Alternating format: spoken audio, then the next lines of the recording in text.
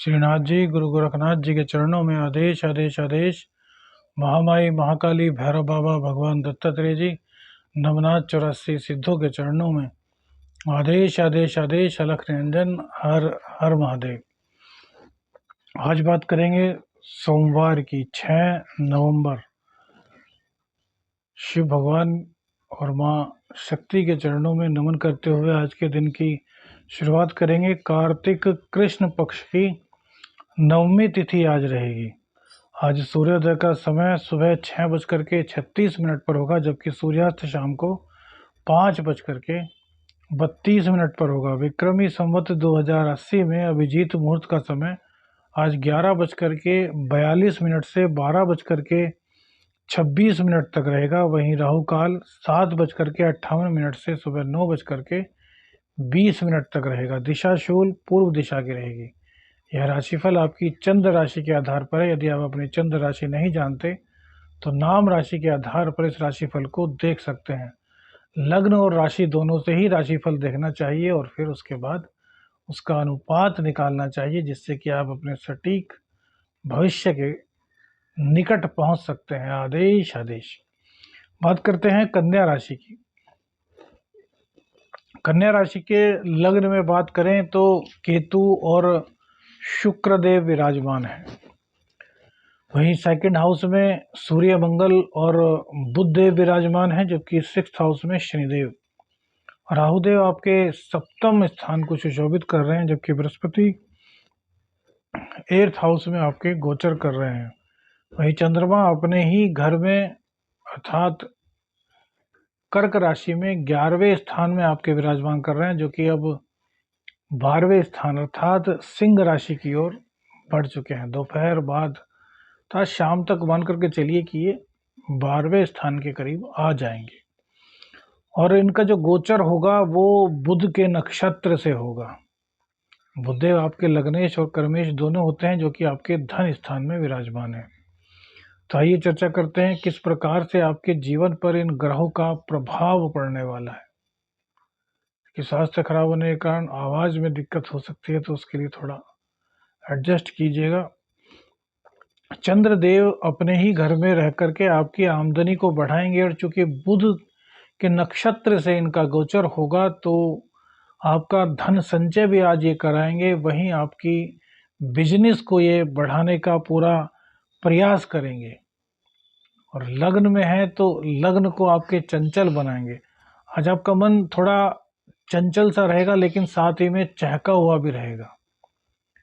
चहका हुआ इसलिए क्योंकि आपके अंदर आज एक नए नए विचार आएंगे, नए नए थॉट्स आएंगे। किस प्रकार से अपने व्यापार को आप आगे बढ़ा सकते हैं, किस प्रकार से आप अपने जीवन में जो व्यापार कर रहे हैं उसमें चार चांद लगा सकते हैं। तो ये आपके लिए बहुत ही अच्छी स्थिति होने वाली है। इसके अलावा बुध देव के गोचर से इनका नक्षत्र अर्थात धन स्थान में आपकी वृद्धि कराएंगे, धन संचय कराएंगे। लेकिन यहीं पर शुक्र देव भी विराजमान है, सूर्य देव भी विराजमान है, जो कि नीच के हैं। तो नीच के सूर्यदेव होने के कारण जबान में कहीं ना कहीं आपके गुस्सा, कुछ कड़वाहट रहेगी। मुंह में छाले पड़ना, जीभ से संबंधित, गालों से संबंधित, मुंह से संबंधित कोई प्रॉब्लम आपको हो सकती है। गर्म चीजें एकाएक मुंह में लग जाना और मुंह का जल जाना, जीभ पर छाले पड़ जाना, इस तरह की दिक्कतों से आपको आमना सामना करना पड़ सकता है। इसके अलावा मंगल देव की दृष्टि अष्टम भाव पर और बृहस्पति की दृष्टि बुध सूर्य मंगल पर होने के कारण कहीं ना कहीं आध्यात्मिकता का विकास, गुप्त ज्ञान में आपके वृद्धि होगी। वाणी में आपके कारकत्व आएगा, जो कहेंगे वो होने के अवसर बहुत ज़्यादा बढ़ जाएंगे। इसलिए अच्छा सोचें, अच्छा बोलें। अपने बारे में जितना अच्छा आप इस टाइम सोच सकते हैं, जितना अच्छा आप बोल सकते हैं, उतना बोलिए। क्योंकि क्या पता किस वक्त माँ सरस्वती की कृपा हो जाए और जो आपने वाणी बोली है वो सत्य हो जाए। किस वक्त सरस्वती योग गोचर में जो आपके बना हुआ है बृहस्पति और बुध का, यह बहुत ही मजबूत योग है। और बात यह है कि बृहस्पति अष्टम में है, ज्ञान के कारक हैं बृहस्पति, और अष्टम भाव भी गूढ़ ज्ञान का कारक है। बुध वाणी के कारक है। तो आपकी वाणी भी कहीं ना कहीं कुछ इस तरह की लगेगी लोगों को, जैसे कि आप कुछ चीज़ और कहना चाहते हैं और कह कुछ अलग ही रहे हैं, अर्थात उसमें कुछ अचरज जिसे बोलते हैं साइलेंस। तो वो चीज़ें आपकी दिखाई देंगी, भावात्मक आपका अलग होगा और कलात्मक आपका अलग। आपके कहने का अर्थ कुछ और होगा, लेकिन आप उसको जुबान पर नहीं लाएंगे, बहुत शॉर्ट में बताएंगे। तो यह चीज़ें आपके साथ होनी ही होनी है। इसके अलावा शनिदेव षष्ठ स्थान में बैठ कर के आपके रोग रिपो ऋण को जहाँ पूरी तरीके से समाप्त कर रहे हैं, वहीं चंद्रदेव पर भी इनकी दृष्टि पड़ेगी शाम के टाइम। शाम होते होते कहीं ना कहीं कुछ मन में अशांति, कुछ हल्का फुल्का विवाद या फिर कोई बोधरेशन आपके मन में आ जाएगी। तो इससे आपको बचना है। देखिए, इससे बचने का सबसे सरल तरीका है भगवान शिव का शिव तांडव स्तोत्र का पाठ करना। शिव तांडव स्तोत्र का पाठ जिन जिन लोगों ने अपने जीवन में शुरू किया है और उनको 3-4 महीने से अधिक हो गए हैं, वो देख चुके होंगे कि उनके जीवन में किस तरीके से लाभ का प्रतिशत बढ़ना शुरू हो गया होगा। लेकिन भैया इसको छोड़ना नहीं। बहुत से लोग कहते हैं, ये आपने कहा था 43 दिन करो, भैया 43 दिन करो। 43 दिन करने का मतलब है कि जिससे कि आपको ये थोड़ा याद हो जाए, आपको इसकी आदत पड़ जाए, और फिर इसको लगातार करते रहिए। भगवान शिव की स्तुति है, उनका पाठ है, शिव तांडव स्तोत्र है, तो इसको भी क्या गिनों में करेंगे। एक दिन बताइए जिस दिन आपको माँ लक्ष्मी की कृपा की आवश्यकता ना हो, या जिस दिन आपको भगवान शिव और शक्ति की कृपा की आवश्यकता ना हो। ऐसा कोई पल नहीं हमारी जिंदगी में, तो कोई ऐसा पल नहीं जब हमें इनकी कृपा की आवश्यकता ना हो। तो फिर इनके किसी भी कार्य में कोताही कैसी। तो इस तरह के एक्सक्यूज मत दीजिएगा। और जो हमसे कुंडली विश्लेषण कराते हैं वो कहते हैं कि हम उनको ज़्यादातर भैरव बाबा की साधना बताते हैं। तो भैरव बाबा की साधना में जो दीपक जलता है वो 12 से 3 दोपहर में और रात्रि में 10 बजे के बाद जलता है, तो वो आपको जलाना है। बहुत से लोग कहते हैं हमें बाहर जाना है, भैया यह आपकी दिक्कत है। भैरव बाबा का दीपक जलाना शुरू करेंगे तो आपको जलाना है, भैरव बाबा का आह्वान करना है। वैसे थोड़ा ना है कि आपने एक बार स्टार्ट कर दिया फिर आपके बहुत सारे काम है, आप काम बनते ही आप निकल लिए और भैरव बाबा को भूल गए, तो भैया भैरव बाबा भी आपको भूल जाएंगे। ऐसा मत कीजिए। घर में किसी की जिम्मेदारी लगाइए कि वो रोजाना दीपक जलाएगा, उसी विधि से जलाइए। और जिस दिन आप ना जला पाएं, अपनी पत्नी को, अपने लड़के को, अपनी बहन को, किसी को भी कहिए कि वो दीपक जलाएंगी। और उस दिन आपको सब माफी मांगनी है कि मैं आज यहाँ पर नहीं हूँ, लेकिन दीपक ना जले ऐसा नहीं हो सकता। या भगवान के लिए कुछ कर रहे हैं तो उसको पूर्ण रूप से करिए। ऐसा नहीं कि बस गुरु जी ने बताया है तो हमने कुछ दिनों के लिए कर लिया, फायदा हुआ फिर छोड़ दिया, फिर कहेंगे कि जी हमें तो लाभ नहीं हो रहा। भाई क्यों नहीं शुरू किया? अजय आपने कहा था कि अगर छूट जाए तो बस छूट जाए, तो छूट जाए तो दोबारा शुरू कीजिए भैया। ऐसा नहीं होता भैया। तो यहाँ पर राहु देवता आपके सप्तम भाव में आ गए हैं, तो इसलिए आपको बता रहे हैं कि भैरव बाबा का दीपक आप भी अपने घर में प्रज्वलित कीजिए, भैरव बाबा को मनाइए। क्योंकि सप्तम भाव में राहु का आना आपके दाम्पत्य जीवन में कठिनाइयों का सामना कराएगा। और बृहस्पति आपके पहले से ही अष्टम भाव में है, तो सप्तम भाव जब अष्टम भाव में जाएगा तो यहाँ भी दिक्कतें होंगी। तो आपका जो दाम्पत्य जीवन है वो अब काफी विकट परिस्थितियों से गुजरने वाला है।